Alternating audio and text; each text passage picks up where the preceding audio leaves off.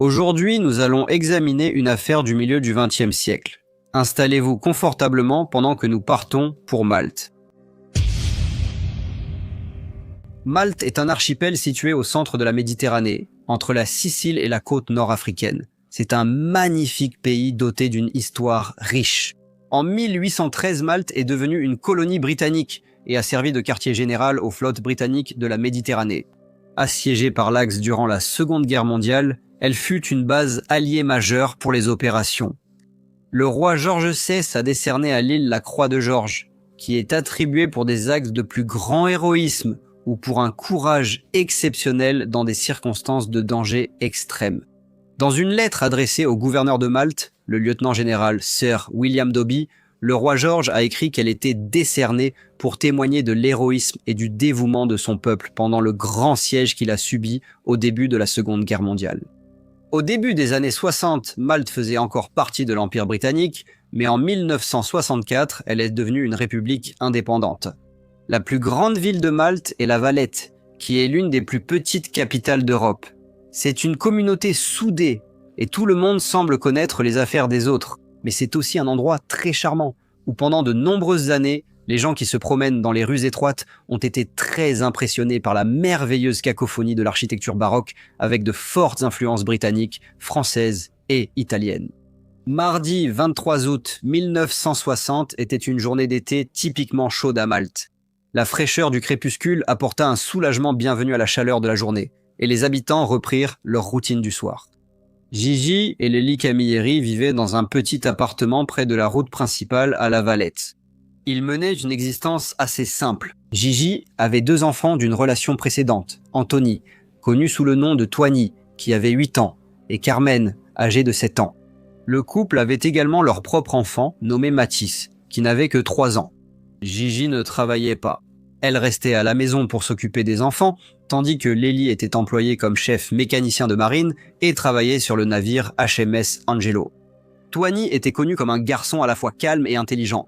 Malgré sa nature réservée, il aimait rire et semblait bien s'entendre avec tout le monde à son école locale. Il excellait dans son travail en classe, faisait toujours ses devoirs et répondait rapidement aux questions difficiles, généralement correctement. À 19h40, un mardi soir typique, un policier local qui marchait dans la rue a été abordé par un homme pris de panique. Ses sanglots couvraient presque ce qu'il essayait de dire. Un jeune garçon est tombé et l'homme pense qu'il pourrait être mort.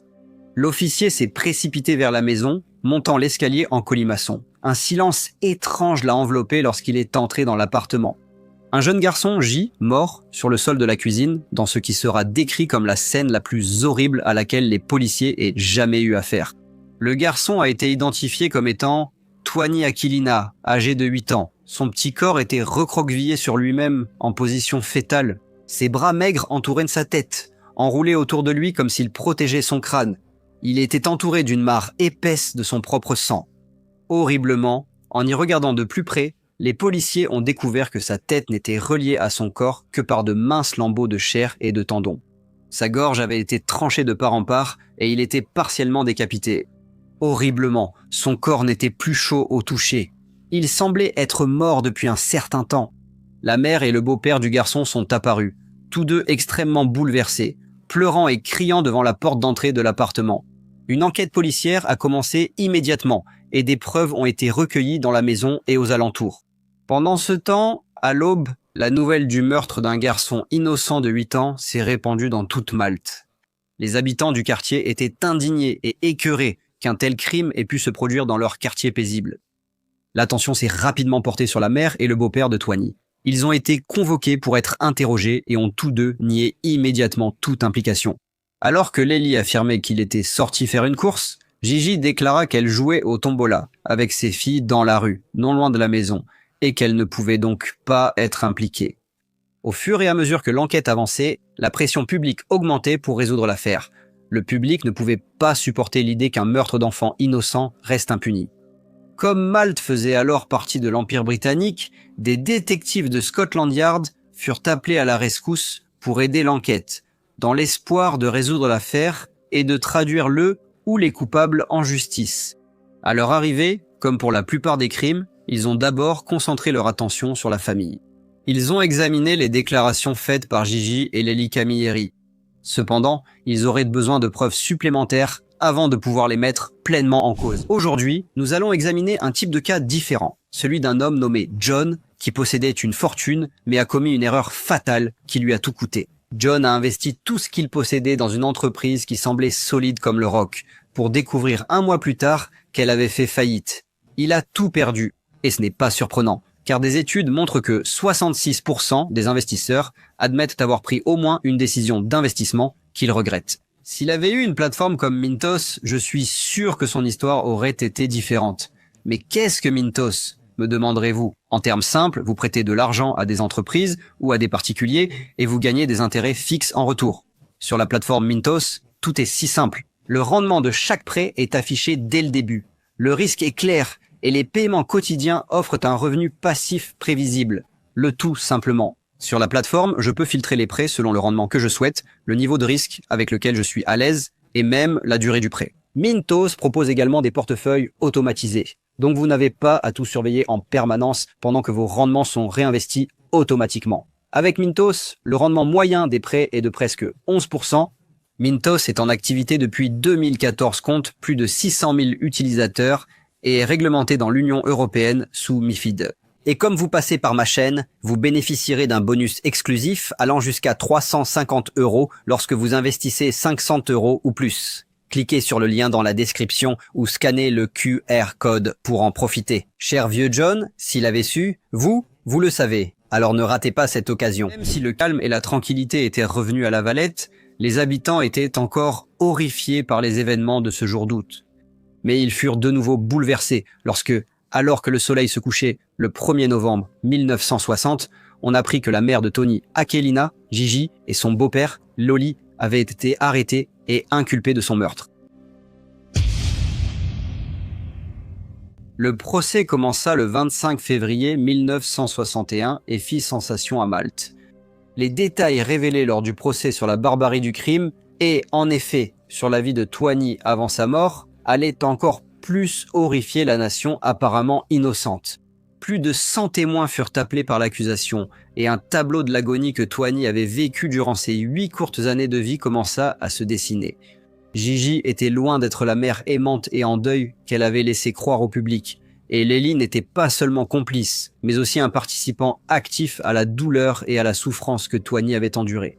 Toigny avait une vie loin d'être heureuse, même quand sa mère restait paresseusement à la maison. Il était obligé de travailler à nettoyer, à récurer les sols, à laver le linge à la main, et tout cela sous la menace d'une correction brutale s'il faisait le moindre faux pas ou s'il se plaignait. En réalité, il n'avait pas besoin de mal agir pour être battu, tant les mauvais traitements étaient fréquents. La souffrance de Toigny aux mains de sa mère et de son beau-père, ceux qui étaient censés l'aimer et prendre soin de lui plus que quiconque, est illustrée de façon poignante dans l'un des récits partagés lors du procès. Toigny a volé de la monnaie à un enseignant ainsi qu'à ses parents. Il a utilisé cette monnaie pour s'acheter une friandise. Pris de remords, il a avoué le vol à son enseignant. Son enseignante n'était pas en colère, elle a plutôt saisi l'occasion pour apprendre aux garçons l'importance de dire la vérité et du repentir. Pourtant, l'enseignante a raconté l'histoire à la mère et au beau-père de Toine, leur demandant de ne pas le battre, car il avait sûrement retenu la leçon grâce à elle. Mais ils étaient furieux. Ils l'ont attaché à un lit, l'ont frappé avec un bâton et lui ont brûlé la peau avec des cigarettes. N'étant pas satisfaits de sa souffrance, ils l'ont ensuite attaché à la rambarde d'un balcon et ont continué à éteindre des cigarettes sur sa peau, jusqu'à ce qu'il perde connaissance. Ce n'est que lorsqu'un voisin a supplié Lely d'arrêter que Toigny a été détaché de la rambarde. Les enseignants ont évoqué les brûlures et ecchymoses remarquées sur la peau de Toigny à l'école. Ils tentaient de les dissimuler sous ses vêtements et les niaient lorsqu'on l'interrogeait. Son déjeuner était souvent moisi ou n'était pas fourni du tout, et physiquement il était décrit comme frêle et mince. Dans le cadre de l'enquête, le corps de Toigny a été examiné par des médecins légistes nommés par le tribunal afin d'établir la cause du décès. L'examen initial avait révélé qu'il avait été tué entre 17h30 et 18h30. Cependant, aucune aide n'avait été sollicitée pendant plus d'1 heure après cela. La deuxième autopsie a montré qu'en plus de la décapitation partielle, il y avait de profondes lacérations à l'arrière de son crâne. Cela avait manifestement été causé par un verrou qui avait été utilisé pour le frapper dans les heures précédant l'égorgement. Bien qu'on ne sache pas si Toigny était conscient pendant son passage à tabac brutal, les médecins ont pu établir que les cavités de son cœur s'étaient vidées, ce qui signifie qu'il était encore en vie lorsque sa gorge a été tranchée. Des empreintes de mains et des morceaux du cerveau de Toigny ont été retrouvés autour de l'endroit où il était mort, ainsi que dans le couloir commun devant chez lui et sur les escaliers menant à son appartement. Bien que personne n'ait été témoin de l'attaque mortelle contre Toigny, le témoignage des voisins a permis aux enquêteurs de reconstituer le déroulement probable de cette journée horrible. Une enfant qui vivait à côté de l'appartement où habitait Toigny l'avait entendu pleurer dans la zone commune ce jour-là. Poussée par la curiosité, elle s'est faufilée dehors pour voir ce qui se passait. Elle a vu Toigny tomber de quelques marches avant que sa mère ne la saisisse et ne quitte le bâtiment avec elle et sa petite sœur. Elle se souvenait avoir enjambé le corps de Toigny, allongé au bas des escaliers où il était tombé. La mère de la jeune fille a dit qu'elle était sortie ce jour-là, mais que ses enfants étaient restés à la maison. La fiabilité de la déclaration de la mère a été remise en cause, car elle l'avait changée à 2 reprises. Un autre voisin, cette fois âgé de 14 ans, a déclaré que lorsqu'il était rentré chez lui et qu'il est monté les escaliers vers son appartement, il a vu Jija porter Toigny, qui ne bougeait pas. Il n'y a pas vraiment prêté attention et est ressorti, mais en rentrant chez lui une seconde fois, il a vu la porte de l'appartement Camilleri entrouverte et a regardé à l'intérieur. C'était en début de soirée et il pouvait voir Toigny allongé, immobile, sur le sol de la cuisine. Il est entré et a même touché le corps sans vie de Toigny dans une tentative de le réveiller. N'obtenant aucune réponse, il s'est lavé les mains et est parti, choisissant de ne pas informer le policier qu'il a croisé quelques minutes plus tard dans l'immeuble par peur de s'attirer des ennuis. Mais le témoignage le plus accablant fut celui de Carmen Aquilina, la propre sœur de Toigny, qui avait alors 8 ans. Elle avait observé ce qui se passait alors qu'elle était assise sous le banc dans la cuisine. Elle se souvenait que Toigny avait été chargé de laver le sol. Il a vu la boîte à outils de son père et a pris un des outils pour réparer ses chaussures. Gigi l'a remarqué en train de traîner, utilisant des outils qu'il n'était pas autorisé à toucher, et elle l'a grondé en lui arrachant les outils des mains. Elle s'est mise en colère et a frappé Toigny avec une lanière de cuir. Toigny a essayé d'échapper à la correction de sa mère et s'est enfui de l'appartement. Peu de temps après, Carmen se souvient que sa mère est revenue avec Toigny, inerte dans ses bras, et l'a allongé sur un lit. Carmen a ensuite été envoyée chercher son beau-père chez un ami et, lorsque Lely est revenue, Dija lui a dit qu'elle avait trouvé Toigny mort. Dija a alors saisi un couteau à pain pendant que Lely déplaçait le corps de Toigny du lit au sol. Plus tard, Carmen a vu ses parents se changer, enfiler des vêtements propres et mettre leurs habits tachés de sang dans la machine à laver, ainsi qu'un couvre-lit. Les preuves médico-légales ont révélé des traces pouvant être du sang dans le siphon de la machine à laver. Lely et Dija ont tous deux nié toute implication dans le meurtre de Toigny. Dija a maintenu sa déclaration initiale selon laquelle elle avait été absente de la maison tout l'après-midi. Elle a affirmé qu'elle n'était revenue que lorsque Carmen, qu'elle disait avoir envoyé pour aller voir Toigny, n'avait pas réussi à le trouver à la maison. Lorsque Gigi est entrée dans la cuisine, elle a dit qu'elle avait trouvé Toigny couvert de sang et qu'elle était sortie en courant de la maison en criant « Mon fils est fini, il est trempé de sang ». Lely a affirmé qu'il avait entendu Gigi crier alors qu'il descendait la rue. Il a couru jusqu'à la cuisine et a trouvé Toigny dans une mare de sang. Quand il a déplacé la tête de Toigny pour vérifier s'il était en vie, il a dit « Elle s'est détachée et j'ai réalisé que son cou était tranché ». Au final, ce sont les témoignages de Carmen, en tant que témoin oculaire, qui ont convaincu le jury de la culpabilité de Lely et de Gigi. Le procès avait duré 17 jours, ce qui était à l'époque le plus long de l'histoire maltaise. Malgré leur déclaration d'innocence, un jury avait unanimement reconnu coupables à la fois Dija et Lely du meurtre capital de Toigny Aquilina. Lely a été condamné à 20 ans de travaux forcés et Dija a été condamné à mort. Près de 2 semaines plus tard, cependant, l'avocat de Dija a réussi à faire appel de sa condamnation et sa peine a été commuée en réclusion à perpétuité. À la grande surprise du peuple maltais, elle n'a purgé que 10 ans. Les circonstances entourant sa libération n'ont jamais été révélées.